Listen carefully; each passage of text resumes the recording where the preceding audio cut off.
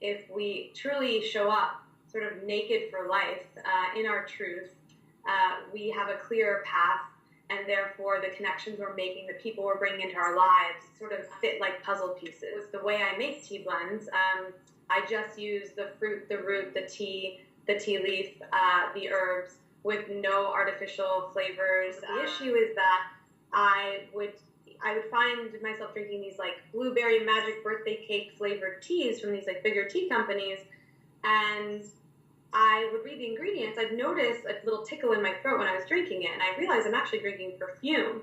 The back of the package, it shows you, if you ask them, some of these bigger companies now in shopping malls and whatnot, ask to read the ingredients, because you'll see that it's artificial flavors, even like monodiglycerides and like the white chocolate chip pieces, stuff like, which is so counterproductive to the healing benefits of tea. And then on the other extreme, you go into a health food store, a bulk herb store, and you have this array of herbs that are probably very healing, but not friendly to the palate, very bitter to taste, not aromatic, and not really approachable to the mass consumer. So I created Naked Sage to bring people raw, stripped down, fruit, root, herb, tea, leaf blends to the palate that are extremely healing, but also aromatic and flavorful and decadent.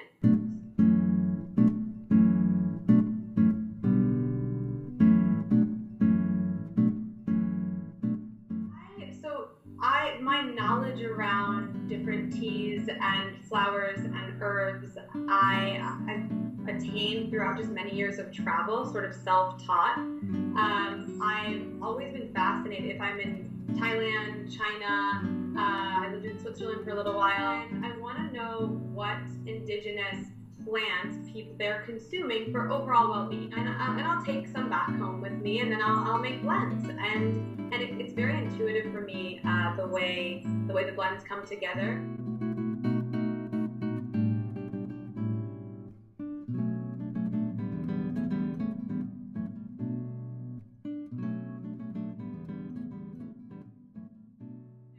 This is the hardest tea. It's been so rewarding for me to play around with making chai blends.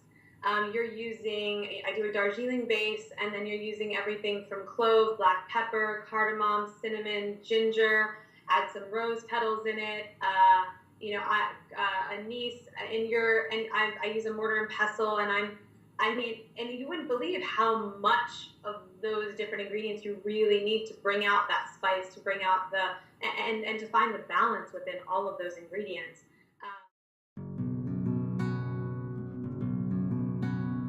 Thank you so much for having me and for these wonderful questions.